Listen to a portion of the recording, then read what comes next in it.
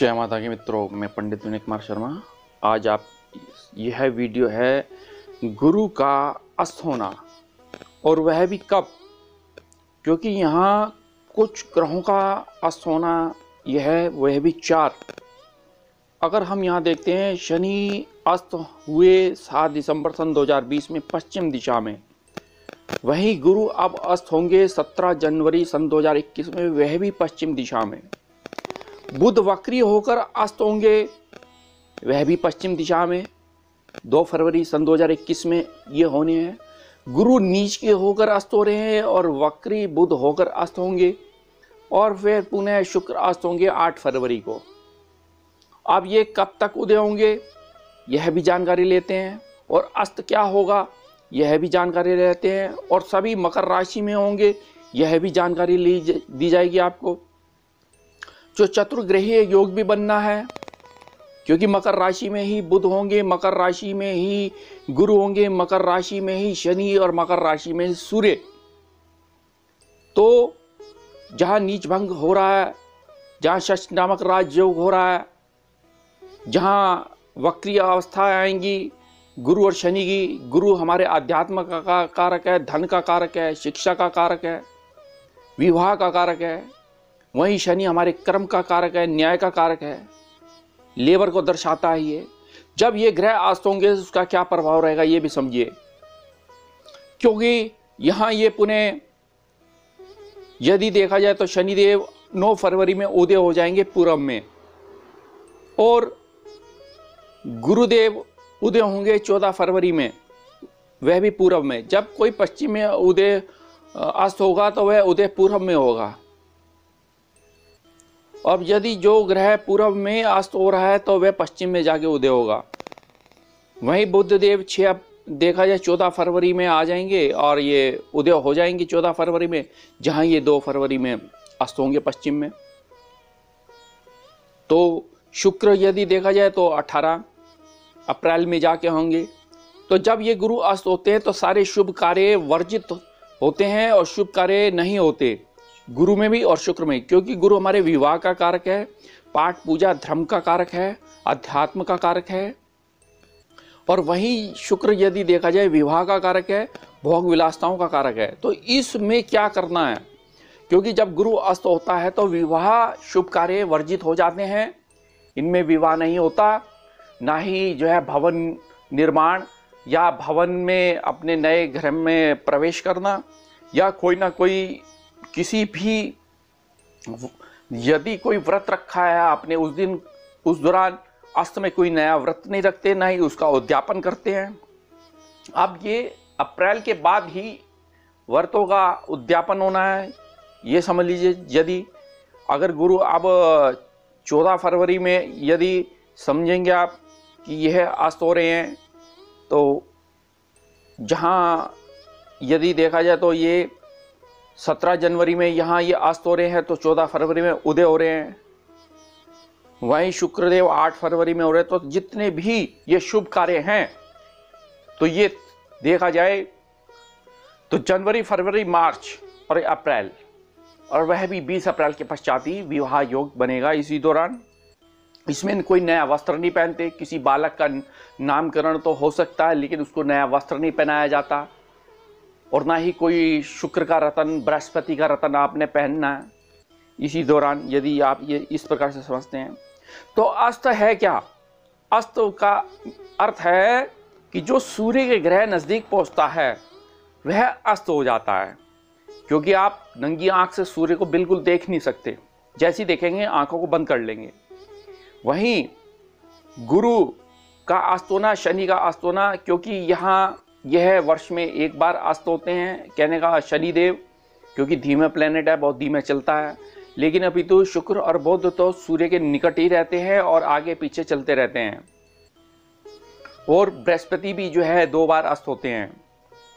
अब यहाँ अस्त का कारक ये इस तरीके से समझते हैं कि जब आप इस प्रकार से समझें कि जिस भाव में, क्योंकि आकाश मंडल में ग्रहों का राजा सूर्य है, सूर्य साक्षात ऊर्जा का स्रोत है, सारे ग्रह सूर्य के आसपास ही रहते हैं, जो भी निकट जिस भाव में अगर वह बैठा है या ग्रह जब उसके निकट आता है तो वह अस्त हो जाता है। तो ये समझिए उसकी पावर जो है बिल्कुल कमजोर हो जाती है। कुंडली में जिस भाव में अस्त ग्रह बैठता है उस भाव की कमी कर देता है। गुरु लगभग यदि 11 डिग्री पर ही अस्त होते हैं सूर्य के नज़दीक, बुध 13 डिग्री पे अस्त होते हैं सूर्य के नज़दीक, शुक्र 7 डिग्री पे अस्त होते हैं सूर्य के नज़दीक और शनि 13 डिग्री पे अस्त होते हैं। राहु और केतु जो है छायाकृत ग्रह है, इनका कोई अस्तित्व नहीं है। तो अब यहाँ समझेंगे मेष राशि से मीन राशि तक उसका क्या प्रभाव रहेगा, क्योंकि गुरु अस्त होता है तो वह कारक तो विवाह का भी है, शिक्षा का भी है, धन का भी है, व्यापारों का भी है। इस दौरान कोई ना कोई ज्वर, मधुमेह, लीवर आदि रोग होना, पढ़ाई आदि में दिक्कत आ जाना, संतान में बाधा होना, विवाह में दिक्कत आना, नौकरी में दिक्कत आना। यदि शुक्र अस्त हो रहा है तो ये समझिए गर्भाशय के रोग, किडनी के रोग, मूत्रजनित रोग, प्रोस्टेट ग्लैंड के रोग हो जाते हैं, ऐसे में गुप्त रोग हो जाते हैं, विवाह में बाधा रहती है। यहीं यदि शनि अस्त होते तो पैर, कमर दर्द, स्नायु तंत्रों में दिक्कत आ जाती है, नौकरी में बाधा आती है। इस दौरान बॉसेस आदि से झगड़े, वाद विवाद हो जाते हैं। बुध के यदि अस्त होते हैं तो विश्वास में कमी, श्वास रोग, चर्म रोग आदि आना। 6, 8, 12 भाव में यदि कोई अस्त ग्रह बैठा है तो वह अशुभ फल देता है।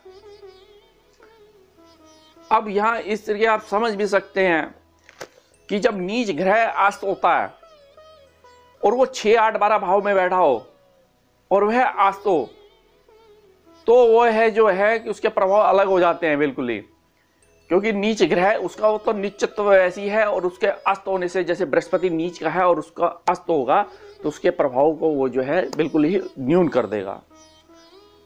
लेकिन कहाँ लाभ होगा यह भी जानकारी लेंगे। मेष राशि वाले यहाँ समझते हैं आपके 10 मस्त यदि सूर्य और गुरु और शनि और बुध की ये युति बनेगी तो ये इस दौरान करियर और बिजनेस में सफलता प्राप्त रहेंगी।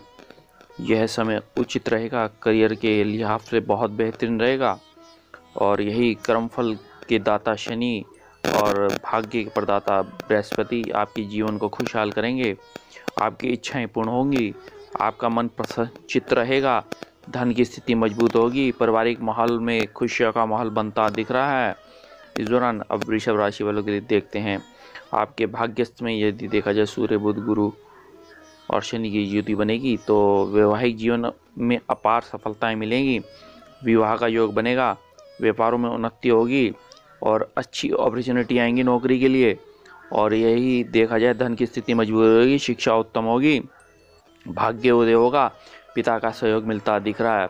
अब मिथुन राशि वालों के लिए देखते हैं ये कैसा रहता है, क्योंकि अष्टमस्थ रहने से यहाँ बृहस्पति शनि थोड़ा उदर रोग आदि हो सकता है, आपके धन के व्यय और खर्चे होंगे और परिवार में थोड़ा तनाव हो सकता है और थोड़ा सोच समझ के ही बोलें और यहाँ व्यय और खर्चे रहेंगे और शत्रु परास्त होंगे, शिक्षा उत्तम होगी, संतान सुख होगा इस दौरान और यही विवाह का योग बनता दिख रहा है। कर्क राशि वाले यहीं देखा जाए तो आपकी राशि से सप्तम भाव में रहेंगे तो ये सूर्य, बुध, गुरु और शनि की युति, व्यापारों में उन्नति होनी है, धन की स्थिति मजबूत होगी, नौकरी पेशा जातकों के कार्यस्थल में देखा जाए बदलाव आएगा और पदोन्नति होता दिख रहा है। और व्यापार में जातक हैं यदि शनि और यह बृहस्पति आपके व्यापारों में उन्नति कराएंगे और सूर्य, बुध सरकारी क्षेत्रों से लाभ मिलेगा, आर्थिक जीवन अच्छा होगा, विवाह का योग बनेगा, मकान, भूमि, वाहन सुख रहेगा, आर्थिक स्थिति में आपको लाभ मिलेगा। सिंह राशि वालों के लिए देखते हैं तो यहाँ आपके छठे भाव में सूर्य, बुध, गुरु, शनि की युति बनेगी। आमदनी में यदि देखा जाए तो धन अर्जित करते दिख रहे हैं, छोटी छोटी सफलताओं से आगे की ओर बढ़ते दिख रहे हैं, कोई ना कोई बड़ा निवेश करेंगे और एजुकेशन आपकी अच्छी रहेगी और यहीं देखा जाए शत्रु परास्त होंगे, शत्रु का दमन होगा, पराक्रम और साहस की वृद्धि होगी, भाइयों का सहयोग मिलेगा, विदेशों से ये आपको लाभ मिलता दिख रहा है। अब कन्या राशि वालों के लिए देखते हैं तो कन्या राशि वालों के लिए आपके पंचमस्त होंगे तो करियर वाइज आपके लिए बहुत अच्छा रहेगा। सूर्य, बुध, गुरु और शनि भाग्य उदय करेगा, नई योजनाएं बनाएंगी, अपार सफलताएं मिलेंगी, व्यापार में सफलताएं मिलेंगी, यह समय अच्छा रहेगा। लेकिन सहयोगी वश थोड़ा दिक्कत आ सकती है। आर्थिक जीवन की बात करें तो जीवन में खुशियों का वातावरण बनेगा और यही देखा जाए तो विवाह का योग बनता दिख रहा है। एजुकेशन अच्छी रहेगी और अब यहाँ धन की स्थिति मजबूत होगी। और यहाँ तुला राशि वालों के लिए देखते हैं तो कार्य के क्षेत्रों में सफलताएं मिलेंगी, यह महत्वपूर्ण सफलताएं मिलेंगी। मकान, भूमि, वाहन, सुख रहेगा और यही जीवन में ऊंचा पद, मान, यश, कीर्ति मिलनी है। कार्य क्षेत्रों से लाभ मिलेगा, कार्य क्षेत्रों में भरपूर सफलताएं मिलेंगी, व्यापारों में उन्नति होगी इसी दौरान। और यहीं देखा जाए सुख में वृद्धि और माता का सुख मिलता दिख रहा है। शिक्षा उत्तम होनी है। और अब वृश्चिक राशि वालों के लिए देखते हैं तो यहाँ देखा जाए तो राशि से यदि देखा जाए तो तृतीयस्थ होते ही सूर्य, बुध, गुरु और शनि भाग्योदय होगा। पराक्रम, साहस की वृद्धि होगी। आप स्किल डेवलपमेंट्स आपके बहुत बेहतरीन रहेंगे और यही संतान सुख होगा। और प्राय थोड़ा स्वास्थ्य के प्रति थोड़ा ध्यान रखें। और प्रेम जीवन के लिए काफ़ी कुछ अच्छा होता दिख रहा है। घर में शहनाइयों का वातावरण बनेगा। हालांकि दाम्पत्य जीवन में थोड़ा उतार और चढ़ाव रहेगा। लाभ होगा, प्रॉफिट होगा, मंथली इनकम सोर्स अच्छा रहेगा। धनु राशि वालों के लिए देखते हैं यहाँ देखा जाए तो करियर के दृष्टि से धन की स्थिति मजबूत होगी, धन का संग्रह अच्छा होगा। सहकर्मियों की मदद से आप ऊंचा पद प्राप्त होगा। व्यापार में सफलताएं मिलेंगी, जीवन में खुशियां आएंगी, बिजनेस में अपार सफलताएं आएंगी, आर्थिक स्थिति मजबूत होगी। स्वास्थ्य में मिला जुला परिणाम मिलेगा। स्वास्थ्य जीवन के प्रति देखा जाए तो परिवार और कुटुंब के सहयोग से यदि देखा जाए तो व्यापार में उन्नति होनी है। यही शिक्षा उत्तम होनी है इसी दौरान। यदि देखते हैं तो मकर राशि वालों के लिए देखते हैं मकर राशि वालों की आपकी ही राशि में यहाँ देखा जाए तो बुध और शुक्र एवं साथ में यही देखा जाए तो कहने का भाव ये था कि बुध और सूर्य और गुरु और शनि की युति, जीवन में ऊंचाइयाँ, धन की स्थिति मजबूत, धन का इन्वेस्टमेंट बहुत बेहतरीन और यही विवाह का योग बनेगा। विवाह से लाभ मिलेगा, भाग्योदय होना है, उच्च पद, मान, यश, कीर्ति में वृद्धि होगी और आकस्मिक धन की स्थिति मजबूत होती दिख रही है। तो मकर राशि वालों के लिए तो बहुत उत्तम आर्थिक जीवन की यदि देखा जाए तो खुशियों का माहौल बनेगा और यहीं देखा जाए मान और सम्मान और प्रतिष्ठा में वृद्धि होगी। विवाह का योग बनेगा। सामाजिक रूप से आपके परिवार में जो है ओहदा आपका बढ़ेगा। और कुंभ राशि वालों के लिए देखते हैं तो कैसे रहते हैं। प्राय थोड़ा व्यय और खर्चे रहेंगे, थोड़ा तनाव होगा। कोर्ट केसेस जो चल रहे थे, एलिगेशन चल रहे थे तो उस पर थोड़ा सावधानी रखें। यात्रा का मौका मिलता दिख रहा है। नौकरी में स्थानांतरण होना है। आर्थिक जीवन में अचानक खर्चे में वृद्धि आ रही है और कुछ आर्थिक तंगी भी महसूस होगी। शत्रु परास्त होंगे। विद्यार्थियों को लाभ मिलेगा। शिक्षा उत्तम होगी। विदेशों से लाभ मिलता दिख रहा है। ससुराल पक्ष से लाभ मिलेगा। भाग्योदय होगा अचानक। इसी दौरान भाग्योदय होते ही पिता के सहयोग से व्यापार करेंगे।